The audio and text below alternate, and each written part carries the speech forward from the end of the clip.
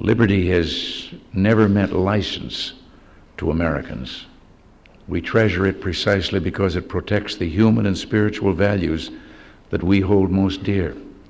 The right to worship as we choose, the right to elect democratic leaders, the right to choose the type of education we want for our children, and freedom from fear, want, and oppression. These are God-given freedoms, not the contrivances of man. We also believe in helping one another through our churches and charitable institutions, or simply as one friend, one good Samaritan to another. The Ten Commandments and the Golden Rule are as much a part of our living heritage as the Constitution we take such pride in. And we have tried, not always successfully, but always in good conscience, to extend those same principles to our role in the world. We know that God has blessed America with a freedom and abundance many of our less fortunate brothers and sisters around the world have been denied.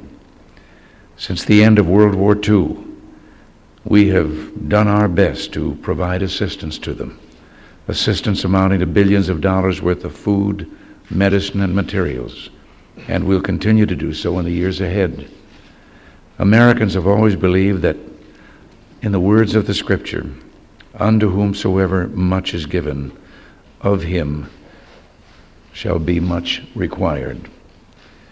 To us in a troubled world, the Holy See and your pastorate represent one of the world's greatest moral and spiritual forces. We admire your active efforts to foster peace and promote justice, freedom, and compassion in a world that is still stalked by the forces of evil. As a people and as a government, we seek to pursue the same goals of peace, freedom, and humanity along political and economic lines that the Church pursues in its spiritual role. So we deeply value your counsel and support and express our solidarity with you. Your Holiness, one of the areas of our mutual concern is Latin America. We want to work closely with the Church in that area to help promote peace, social justice, and reform, and to prevent the spread of repression and godless tyranny. We also share your concern in seeking peace and justice in troubled areas of the Middle East, such as Lebanon. Another special area of mutual concern is the martyred nation of Poland, your own homeland.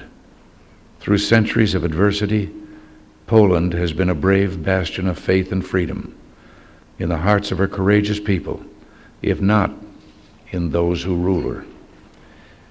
We seek a process of reconciliation and reform that will lead to a new dawn of hope for the people of Poland, and we'll continue to call for an end to martial law, for the freeing of all political prisoners, and a resumed dialogue among the Polish government, the Church, and the Solidarity movement, which speaks for the vast majority of Poles.